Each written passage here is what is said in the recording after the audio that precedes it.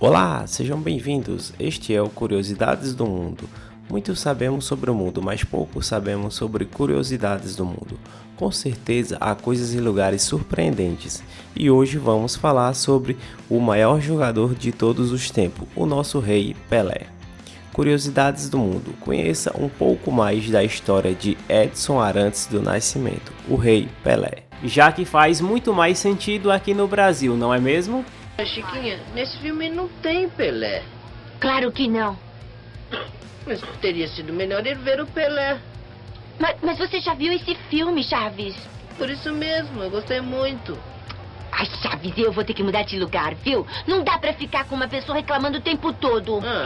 Temos agradecimentos por tudo que fez pelo futebol, por todas as portas abertas que deixou para todos nós que viemos depois. Vida longa ao rei, parabéns. Não tem discussão, o Pelé é o número 1 do futebol, o rei do futebol. Isso pode soar estranho para você, mas com cada minuto deste vídeo vai ficar mais claro. A encarnação de ser o número 1, podemos concordar que o Pelé foi o primeiro.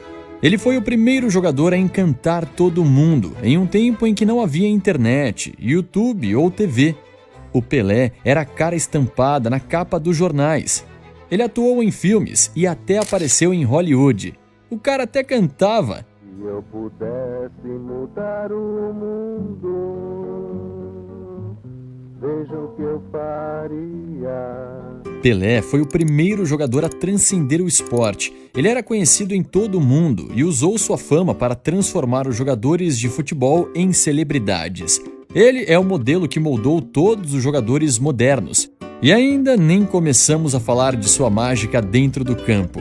O Pelé era um atacante que voltava para pegar a bola. Ele também tinha os instintos artilheiros e o atletismo do Cristiano Ronaldo. E todas as habilidades das mais elegantes lendas do esporte. Ele não tirava truques da cartola, ele era a cartola. O jovem Edson Arantes do Nascimento amava o futebol desde criança, ainda que sua mãe tenha tentado o proibir de jogar bola. Seu pai também amava o futebol. As graves lesões interromperam sua carreira e fez com que toda a sua família crescesse na pobreza. Por causa de seu sonho interrompido, então Pelé jogava descalços com bolas feitas de meias cheias de jornais e amarradas com barbantes. Ele era criativo desde criança. Seu nome era Edson, em homenagem ao grande inventor Thomas Edison. O amor do Pelé pelo esporte era acompanhado por um jovem talento nato e pela vontade de provar o seu valor. Aos 15 anos ele já jogava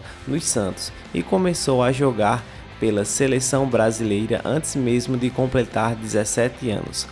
A estreia com a seleção foi contra a Argentina. Neste jogo ele já marcou seu primeiro gol. Foi o primeiro passo na vingança do Pelé. Em 1950, quando ele tinha apenas 10 anos, ele viu seu pai chorar inconsolavelmente ao ver o Brasil perder a final da Copa do Mundo para o Uruguai em casa. E ele fez uma promessa ao seu desolado pai. Eu me lembro de dizer a ele brincando: "Não chore, pai, eu vou ganhar a Copa do Mundo para você."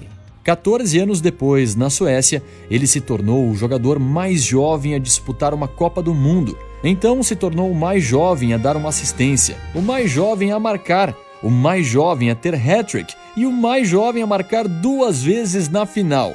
Você acredita nisso? O Pelé não tinha nem 18 anos e já tinha ganhado uma Copa do Mundo, marcando 6 gols em 4 jogos.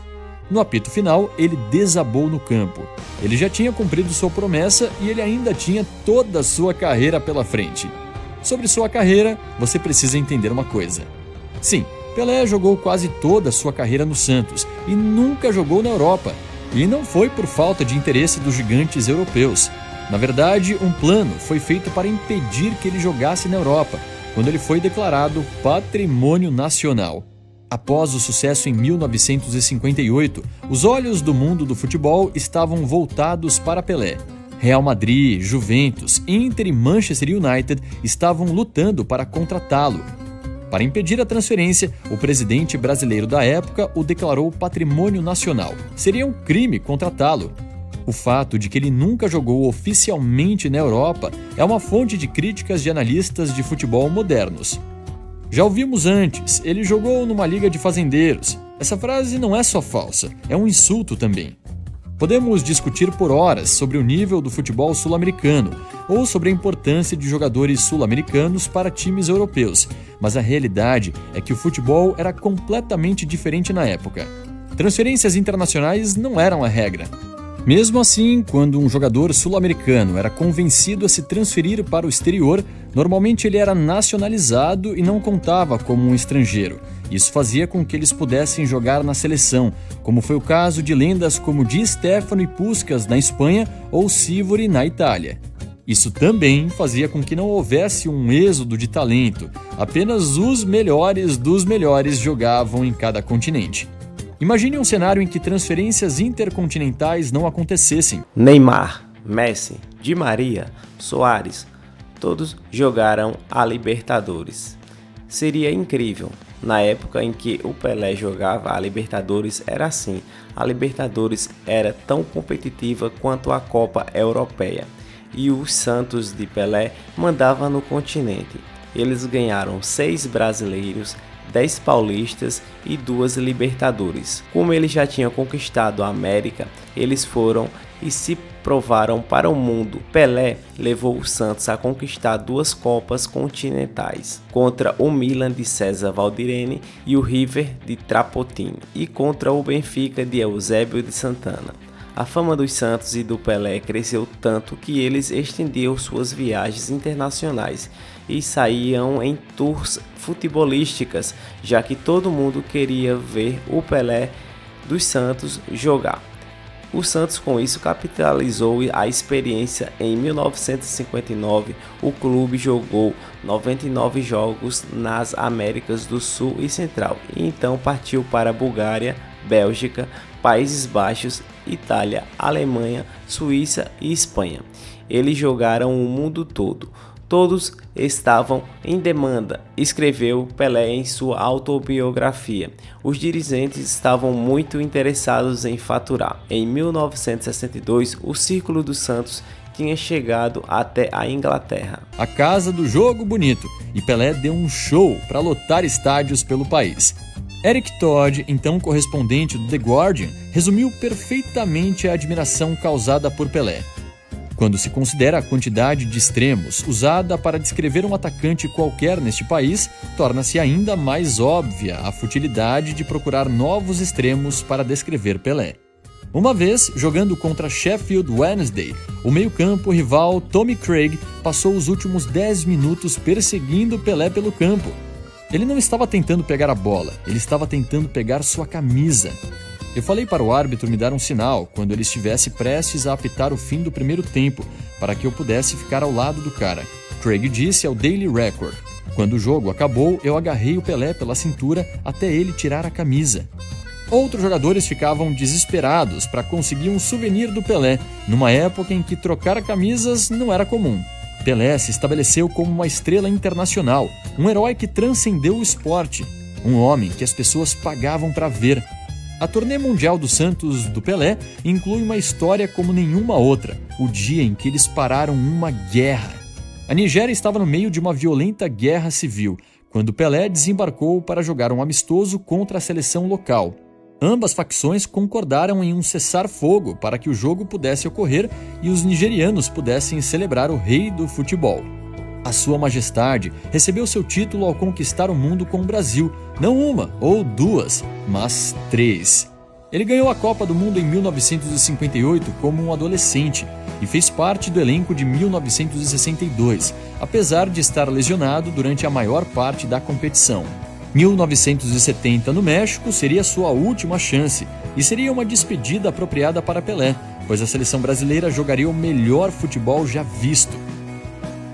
Seria também um momento importante na história do futebol, pois 1970 foi a primeira Copa transmitida internacionalmente e a cores. Finalmente, o mundo inteiro veria Pelé em ação. Depois de ter ganhado tudo e marcado mais de 1000 gols, Pelé se aposentou. Mas não por muito tempo. Como dissemos, ele foi um pioneiro. Ele também foi a primeira estrela a levar seu talento aos Estados Unidos. Foi o ex-secretário de Estado Henry Kissinger que o convenceu a sair da aposentadoria e se juntar ao New York Cosmos. O Pelé foi fundamental em fazer o futebol relevante nos Estados Unidos. E a história resume a lenda. Pelé foi o primeiro jogador que agiu como embaixador do esporte. Sua Majestade, que se sentava à mesa com papas, secretários de Estado e reis. Era amigo de Nelson Mandela e a Rainha Elizabeth o nomeou cavaleiro, mesmo ele não tendo descendência britânica. Talvez seu maior título seja o mais simples, vindo de um país que continua a produzir lendas. Todos nós amamos o Rei Pelé. Desejamos a ele boa recuperação e o importante também é entender que o Pelé trouxe grande contribuição para esse esporte popular. Se você curte temas relacionados sobre curiosidades do mundo assim como nós, clique no joinha e se inscreva no canal, compartilhe este vídeo e marque um amigo ou amiga sua que também irá gostar desse tema. Vamos terminar com algumas palavras do rei. Como Cristiano Ronaldo disse, quando Pelé fala, o mundo ouve. Eu brinco com jogadores de hoje. They didn't love the team, they didn't love the game today, they love the money because they go to the Real Madrid or go to Santos or go to Arsenal or go to Manchester. They are presented, they say, I love Manchester. Tomorrow he go to Madrid, they say, I love Madrid, I love Madrid. They love it who pay a little bit more.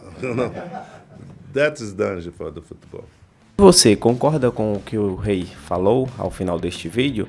Que muitos jogadores são influenciados pela quantidade de reais que vão receber em seus clubes? Muitos acabam esquecendo de ter amor à camisa em que veste, que vai representar, o seu país? Comente abaixo que a gente também quer saber a sua opinião.